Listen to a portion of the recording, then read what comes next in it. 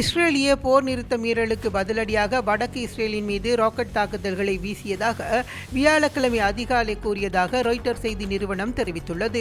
ஒப்பந்தம் எட்டப்பட்ட பின்னர் இது அதன் முதலாவது தாக்குதலாகும். ஏப்ரல் 8 புதன்கிழமை அன்று இந்த போரில் லெபனான் மீது இஸ்ரேல் தனது மிகப்பெரிய தாக்குதலை நடத்தியதைத் தொடர்ந்து இஸ்ரேல் போர் நிறுத்த மீறல்கள் என்று தங்களுக்கு விவரித்ததற்கு பதிலடியாகவே இந்த தாக்குதல் நடத்தப்பட்டதாக ஹிஸ்புல்லாவினுடைய அறிக்கையில் தெரிவிக்கப்பட்டுள்ளது. இஸ்ரேலின் இந்த தாக்குதலில் 250க்கும் மேற்பட்டோர் கொல்லப்பட்டுள்ளனர். இந்த தாக்குதல் பிராந்திய போர் நிறுத்த முயற்சிகள் குறித்து கேள்விகளை எழுப்பியுள்ளன. லெபனானில் போர் நிறுத்தம் என்பது அமெரிக்காவுடனான தனது நாட்டின் ஒப்பந்தத்தின் ஒரு முக்கிய நிபந்தனை என்று ஈரானின் அதிபர் மசூத் பெசஸ்கியான் கூறியுள்ளார். போர் நிறுத்தம் தொடங்கியதிலிருந்து நடந்த மிகப்பெரிய ஒருங்கிணைந்த தாக்குதல்களில் ஒரு பகுதியாகும். இஸ்ரேலிய இராணுவம் புதன்கிழமை லெபனானை வெறும் 10 நிமிடங்களில் 100க்கும் மேற்பட்ட இடங்களை குறிவைத்து தாக்கியது என்று இஸ்ரேலிய பாதுகாப்பு படையான IDF தெரிவித்துள்ளது. லெபனானின் சுகாதார அமைச்சின் தகவலின்படி இந்த தாக்குதலில் குறைந்தது 182 பேர் கொல்லப்பட்டுள்ளனர் மற்றும் கிட்டத்தட்ட 900 பேர் காயமடைந்துள்ளனர்.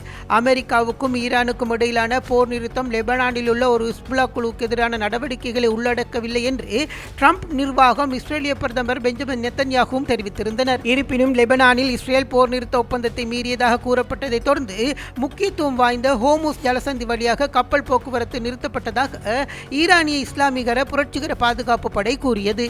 இதேவேளை இஸ்ரேலினால் முன்னெடுக்கப்பட்ட போர் நிறுத்த மீறல்களுக்கு பதிலடி கொடுக்கும் வகையில் வடக்கு இஸ்ரேலின் மீது மனாரா குடியிருப்புகள் மீது அதிகாலை ஏவுகணைகள் தாக்குதல் நடத்தியதாக ஹிஸ்புல்லா அமைப்பு தெரிவித்துள்ளது. இது தொடர்பாக அவ்வமைப்பு விடுத்துள்ள டெலிகிராம் செய்தியில், எமது நாட்டிற்கும் எமது மக்களுக்கும் எதிராக முன்னெடுக்கப்படும் இஸ்ரேலிய அமெரிக்க ஆக்கிரமிப்பு நிறுத்தப்படும் வரை இவ்வாறான பதிலடி தாக்குதல்கள் தொடரும் என தெரிவிக்கப்பட்டுள்ளது.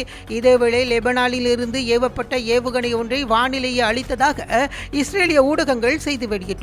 இதேவேளை லெபனானில் நடத்தப்பட்ட தாக்குதலில் 250 பேர் கொல்லப்பட்டதை ஈரான் கண்டித்துள்ளது. அமெரிக்காவுடனான நிரந்தர அமைதி உடன்படிக்கை ஏற்படுத்துவதற்கான பேச்சுவார்த்தைகளை தொடர்வது நியாயமற்றது என ஈரான் சுட்டிக்காட்டியுள்ளதாக வெளிநாட்டு ஊடகங்கள் செய்தி வெளியிட்டுள்ளன. இதேவேளை ஈரானுடனான பேச்சுவார்த்தைகள் தொடர்பான முன்னணி ஊடகங்கள் வெளியிட்ட தகவல்கள் முற்றிலும் பொய்யானவை என அமெரிக்க ஜனாதிபதி டொனால்ட் ட்ரம்ப் தெரிவித்துள்ளார். இதுகுறித்து அவர் வெளியிட்டுள்ள சமூக ஊடக பதிவில், நியூயார்க் டைம்ஸ் மற்றும் CNN ஆகிய ஊடகங்கள் ஈரான் பேச்சுவார்த்தை குறித்து வெளியிட்டு 10 அம்ச திட்டம் என்பது ஒரு திட்டமிட்ட மோசடி என சுட்டிக்காட்டியுள்ளார். அமைதி பேச்சுவார்த்தை முன்னெடுப்புகளில் ஈடுபட்டவர்களை களங்கப்படுத்தும் நோக்கிலேயே இவ்வாறான போலியான தகவல்கள் பரப்பப்படுவதாகவும் அந்த 10 அம்சங்கள் முற்றிலும் புனையப்பட்டவை என்றும் அவர் குறிப்பிட்டுள்ளார். தவறான செய்திகளை வெளியிடும் ஊடகங்கள் தீய தோல்வியாளர்கள் என விமர்சித்துள்ளார். அவர் அமெரிக்காவை சிறந்த நாடாக்குவோம் என தனது நிலைப்பாட்டை அந்த பதிவில் மீண்டும் உறுதிப்படுத்தியுள்ளார். இதேவேளை அமெரிக்க ராணுவ கப்பல்களும் விமானங்களும் ஈரானை சுற்றி நிலைத்திருக்கும் என்றும் வாஷிங்டனுடனான எட்டப்பட்ட ஒப்பந்தம் தெஹ்ரான் முழுமையாக கடைபிடிக்காவிட்டால் அமெரிக்கா மீண்டும் துப்பாக்கிச் சூட்டை தொடங்கும் என்றும் அமெரிக்க அதிபர் டொனால்ட் ட்ரம்ப் புதன்கிழமை தெரிவித்திருக்கின்றார்.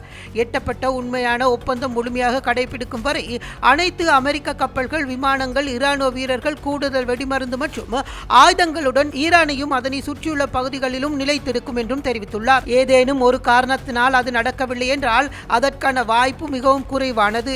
அப்போது துப்பாக்கிச் சூடு இதுவரை யாரும் கண்டிராத அளவிற்கு பெரிதாகவும் சிறந்ததாகவும் வலிமையானதாகவும் தொடங்கப்படும் என்றும் ஜனாதிபதி மேலும் குறிப்பிட்டுள்ளார். புதன்கிழமை அன்று இஸ்ரேல் லெபனான் மீது இதுவரை இல்லாத மிக கடுமையான தாக்குதலை நடத்தி நூற்றுக்கணக்கான மக்களை கொன்றதை அடுத்து அமெரிக்காவுடனான ஒரு நிரந்தர அமைதியான ஒப்பந்தத்தை எட்டுவதற்கான பேச்சுவார்த்தைகள் தொடர்வது நியாயமற்றது என்று ஈரான் அறிவித்திருக்கின்ற நிலையில் ஈரானின் அணுசக்தி திட்டம் தொடர்பாக இரு தரப்பினரும் பெரும் கருத்து வேறுபாடு கொண்டிருந்தனர். யுரேனியம் செறிவூட்டலை நிறுத்த ஈரான் ஒப்புக்கொண்டதாக ட்ரம்ப் கூறினார். ஆனால் போர் நிறுத்த ஒப்பந்தத்தின்படி யுரேனியம் செறிவூட்டுவதை தொடர்பாக ஈரானுக்கு அனுமதி உண்டு என்று ஈரான் நாடாளுமன்ற சபாநாயகர் முகமது பாக் காலிப் தெரிவித்துள்ளார். இதற்கு மாறாக அனைத்தும் போலியாக சொல்லப்பட்டவை, அணு ஆயுதங்கள் இல்லை என்றும் ஹார்முஸ் நீரிணையை திறப்பதும் பாதுகாப்பாக இருக்கும் என்றும் வெகு காலத்திற்கு முன்பே ஒப்புக்கொள்ளப்பட்டது என்றும் தெரிவிக்கப்பட்டுள்ளது. மேலதிக செய்திகளுக்காக எமது YouTube தளத்தை சப்ஸ்கிரைப் செய்யுங்கள்.